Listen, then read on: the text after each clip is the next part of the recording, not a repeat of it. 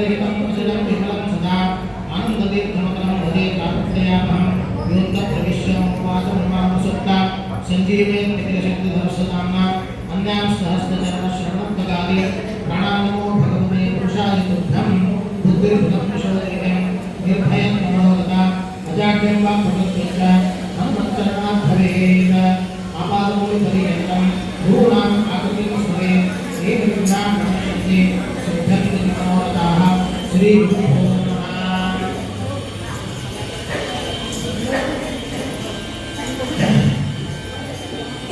ಇವತ್ತಿನ ದಿವಸ 7 ಊರಿನ ಒಡೆಯ ಅಂದರೆ 7 ಗ್ರಾಮಕ್ಕೆ ಒಡೆಯರಾಗಿರ್ತಕ್ಕಂತಹ ಮುಖ್ಯ ಪ್ರಾಣದೇವರು ವಾಯುದೇವರು ಯಲುಗುರೇಶ ಎಲ್ಲರಿಗೂ ಗೊತ್ತಿರುವಂತಹ ವಿಶೇಷ ಉದ್ಭವ ಮೂರ್ತಿಯಾಗಿರ್ತಕ್ಕಂತಹ ಪ್ರಾಣದೇವರ ವಿಶೇಷ ಸನ್ನಿಧಾನವುಳ್ಳಂತಹ ಯಲಗೂರು ಕ್ಷೇತ್ರದಲ್ಲಿ ಇವತ್ತಿನ ದಿವಸ ಆ ವಾಯುದೇವರ ಮಹೋತ್ಸವ ಉತ್ಸವವನ್ನು ಕಾರ್ತೀಕ ದೀಪೋತ್ಸವವನ್ನು ಮಾಡುತ್ತಾ ಇದ್ದಾರೆ. ಆ ಗ್ರಾಮದಲ್ಲಿ ಇದ್ದು ಆ ಯಲಗುರೇಶನನ್ನು ನಿತ್ಯ ಉಪಾಸನೆ ಮಾಡತಕ್ಕಂಥವರು ಎಲ್ಲ ಭಕ್ತರು ಸೇರಿ ಎಲ್ಲ ಕಡೆಯಲ್ಲೂ ಕೂಡ ಈ ಕಾರ್ತೀಕ ದೀಪೋತ್ಸವವನ್ನು ಆಚರಣೆ ಮಾಡ್ತಾ ಇದ್ದಾರೆ. ತನ್ನಿಮಿತ್ತವಾಗಿ ದಾನ ಕಾರ್ಯ, ಅನ್ನದಾನ ಇತ್ಯಾದಿಗಳೆಲ್ಲ ಕಡೆಯೂ ಕೂಡ ಈ ಕಾರ್ಯಕ್ರಮಗಳು ನಡೀತಾ ಇದೆ. ಡೊಂಬಿವಲಿಯಲ್ಲಿಯೂ ಕೂಡ ನಮ್ಮ ಬೆಳ್ಳುಬ್ಬಿಯವರ ಎಲ್ಲ ಸಹಕಾರಿ ಎಲ್ಲರೂ ಕೂಡ ಸೇರಿ ಆ ಕಾರ್ತೀಕ ದೀಪೋತ್ಸವವನ್ನು ಮಾಡಬೇಕು ಅಂತ ಸಂಕಲ್ಪ ಮಾಡಿ ಈಗಾಗಲೇ ಅನೇಕ ವರ್ಷಗಳಿಂದ ಈ ಮಠದಲ್ಲಿ ಇದ್ದು ಆ ಮಹೋತ್ಸವವನ್ನು ಆಚರಣೆ ಮಾಡ್ತಾ ಇದ್ದಾರೆ. ಯಾಕೆ ಈ ಮಹೋತ್ಸವವನ್ನು ಯಾಕೆ ಆಚರಣೆ ಮಾಡಬೇಕು? ಯಲಗುರೇಶ ಅಲ್ಲಿ ಒಬ್ಬನೇ ಅಲ್ಲಷ್ಟೇ ಹಣವಪ್ಪಿದ್ದಾನೋ ಅಂತ ಕೇಳಿದರೆ ಶಾಸ್ತ್ರದಲ್ಲಿ ಹೇಳ್ತಾ ಇದ್ದಾರೆ. ವಾಯುದೇವರಿಗೆ ಮುಖ್ಯ ಪ್ರಾಣ ಅಂತ ಹೆಸರಿದೆ, ಪ್ರಾಣ ಅಂತ ಹೆಸರಿದೆ. ಪ್ರಾಣ ಅಂದ್ರೆ ಏನು? ಎಲ್ಲಿ ಜಡ ವಸ್ತುಗಳೆಲ್ಲ ಇರ್ತವೋ, ಜಡ ಪದಾರ್ಥಗಳು ಅಂತ ನಾವು ಕರಿತೇವೋ, ಅವುಗಳಿಗೆ ಸ್ವಯಂ ಚಾಲನೆ ಇರಂಗಿಲ್ಲ. ಅಲ್ಲಿ ಏನಾದರೂ ಸನ್ನಿಧಾನ ಶಕ್ತಿ ಇದ್ರೆ ಮಾತ್ರ ಆ ಜಡ ಶಕ್ತಿಗಳೆಲ್ಲ ಚಲನವಲನಗಳು ಆಗ್ತಾ ಇರ್ತವೆ. ಪ್ರಕೃತಕ್ಕೆ ಉದಾಹರಣೆ ಅಂದರೆ ನಮ್ಮ ಶರೀರ. ಈ ನಮ್ಮ ಶರೀರ ಪಂಚಭೌತಿಕ ದೇಹಗಳಿಂದ ಕೂಡಿರತಕ್ಕಂತಹ ಶರೀರ.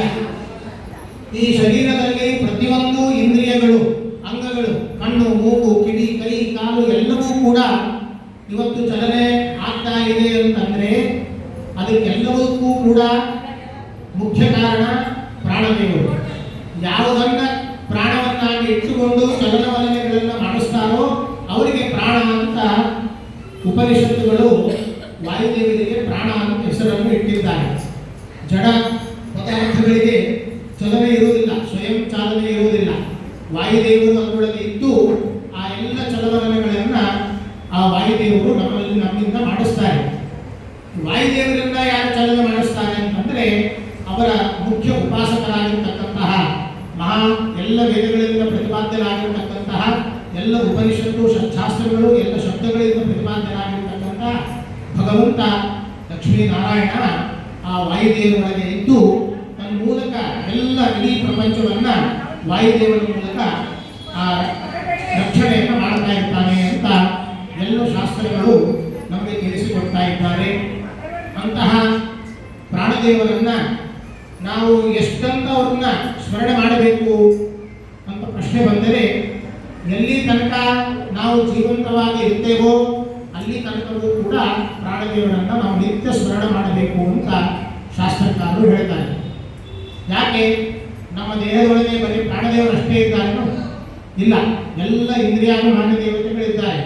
ಮನೋಭಿಮಾನಿಯಾಗಿರ್ತಕ್ಕಂತಹ ರುದ್ರದೇವರಿದ್ದಾರೆ, ಎಲ್ಲ ದೇವತೆಗಳಲ್ಲೂ ಇದ್ದಾರೆ. ಆದರೆ ಪ್ರಾಣದೇವರನ್ನೇ ಯಾಕೆ ನೀವು ದೊಡ್ಡ ಮುಖ್ಯ ಅಂತ ಹೇಳ್ತಾ ಇದ್ದೀರಿ? ಯಾಕೆ? ಕಣ್ಣಿಗೆ ಒಂದು ದೇವತೆಗಳಿದ್ದಾರೆ, ಮೂಗಿಗೆ ಒಂದು ದೇವತೆಗಳಿದ್ದಾರೆ. ಅವರೆಲ್ಲ ತಮ್ಮ ತಮ್ಮ ಕೆಲಸ ಮಾಡಿ ಅವರು ಎಲ್ಲ ಚಲನವಲನಗಳಿಗೆ ಮುಖ್ಯ ಕಾರಣರಾಗಿದ್ದಾರೆ. ನೀವು ಪ್ರಾಣದೇವರನ್ನು ಯಾಕೆ ಮುಖ್ಯ ಕರ್ತೃ ಅಂತ ತಿಳ್ಕೊಂಡು ಹೇಳ್ತಾ ಇದ್ದೀರಿ ಅಂತ ಒಂದು ದೊಡ್ಡ ಪ್ರಶ್ನೆ ಬರ್ತದೆ ನಮಗೆ. ಅದಕ್ಕೆ ಉಪನಿಷತ್ತು, ವೇದಗಳಲ್ಲಿ, ಎಲ್ಲ ಶಾಸ್ತ್ರಗಳಲ್ಲಿ ವಾಯು ಜೀವೋತ್ತಮ ಅಂತ ನಾವೇನು ಕರಿತೇವೆ ಪ್ರಾಣದೇವರಿಗೆ, ಅದನ್ನು ಸಮರ್ಥನೆ ಮಾಡಿಕೊಂಡಿದ್ದಾರೆ. ಅದಕ್ಕೆ ಒಂದು ಉಪನಿಷತ್ತಲ್ಲಿ ಒಂದು ಕಥೆ ಬರ್ತದೆ. ಒಬ್ಬ ಶಿಷ್ಯ ಗುರುಗಳನ್ನ ಕೇಳ್ತಾನೆ, ನಮ್ಮ ಇಂದ್ರಿಯಾಭಿಮಾನಿ ನಮ್ಮ ದೇಹದಲ್ಲಿ ಎಲ್ಲ ಇಂದ್ರಿಯಾಭಿಮಾನಿ ದೇವತೆಗಳೆಲ್ಲ ಇದ್ದಾರೆ, ಪ್ರಾಣದೇವರು ಇದ್ದಾರೆ, ರುದ್ರದೇವರು ಇದ್ದಾರೆ, ಎಲ್ಲರೂ ಇದ್ದಾರೆ. ಇವರಲ್ಲಿ ಯಾರು ಶ್ರೇಷ್ಠರು? ನೀವಂತೀರಿ ಇಂದ್ರ ಅಂತ ಹೇಳ್ತೀರಿ, ಒಬ್ಬರ ಚಂದ್ರ ಅಂತ ಹೇಳ್ತೀರಿ, ಸೂರ್ಯ ಅಂತ ಹೇಳ್ತೀರಿ. ಯಾರನ್ನು ನಾವು ಶ್ರೇಷ್ಠರು ಅಂತ ತಿಳಿದುಕೊಳ್ಳಬೇಕು ಅಂತ ಒಬ್ಬ ಶಿಷ್ಯ ಗುರುಗಳಲ್ಲಿ ಪ್ರಶ್ನೆಯನ್ನು ಮಾಡ್ತಾ ಇದ್ದಾನೆ. ಅದಕ್ಕೆ ಗುರುಗಳು ಹೇಳ್ತಾರೆ, ನೋಡಪ್ಪ ಶಿಷ್ಯ, ಈ ಪ್ರಶ್ನೆ ಬರೀ ನಿನಗಷ್ಟೇ ಬಂದಿಲ್ಲ, ಹಿಂದೆ ದೇವತೆಗಳಿಗೆಲ್ಲ ಈ ಪ್ರಶ್ನೆ ಬಂತು ಅಂತ ಹೇಳಿದರು ಗುರುಗಳು. ಏನು ಪ್ರಶ್ನೆ ಬಂತು ಎಲ್ಲ ದೇವತೆಗಳಿಗೆ? ನಮ್ಮ ದೇಹದೊಳಗೆ ಏನು ಎಲ್ಲ ಇಂದ್ರಿಯಾಭಿಮಾನಿ ದೇವತೆಗಳೆಲ್ಲ ಇದ್ದಾರೋ ಅವ್ರಿಗೊಂದು ಪ್ರಶ್ನೆ ಬಂತು, ಇಷ್ಟು ಜನ ನಾವೆಲ್ಲ ಇದ್ದೀವಿ, ಅದಕ್ಕೆ ನಮ್ಮಲ್ಲಿ ಯಾರು ಶ್ರೇಷ್ಠರು ಅಂತ ಹೇಳಿ ಬ್ರಹ್ಮದೇವರ ಹತ್ರ ಹೋಗಿ ಕೇಳ್ತಾರಂತೆ ಎಲ್ಲ ದೇವತೆಗಳೆಲ್ಲ. ಆವಾಗ ಬ್ರಹ್ಮದೇವರು ಒಂದು ಮಾತನ್ನು ಹೇಳ್ತಾರೆ, ಯಾರು ನಿಮ್ಮ ನಿಮ್ಮ ಕೆಲಸವನ್ನ ಮಾಡಿ ಯಾರು ಆಯಾಸ ಪಡೋದಿಲ್ಲವೋ ಅವರು ಶ್ರೇಷ್ಠರು ಅಂತ ಬ್ರಹ್ಮದೇವರು ಆ ಎಲ್ಲ ದೇವತೆಗಳಿಗೆ ಹೇಳ್ತಾರೆ.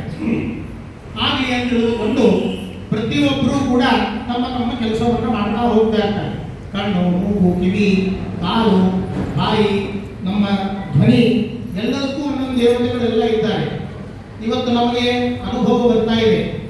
ಇವತ್ತು ಕಣ್ಣಿನ ಶಕ್ತಿ ಎಷ್ಟಿರ್ತದೆ, ಎಲ್ಲಿ ತನಕ ನಾವು ಕಣ್ಣು ತೆಗೆದು ಕೂತ್ಕೊಳ್ಬೋದು, ಒಂದಿಲ್ಲ ಒಂದು ಟೈಮ್ ನಮಗೆ ನಿದ್ದೆ ಬರ್ತದೆ, ನಾವು ಮಾಡ್ಕೊಂಡು ಹೋಗ್ತೀವಿ.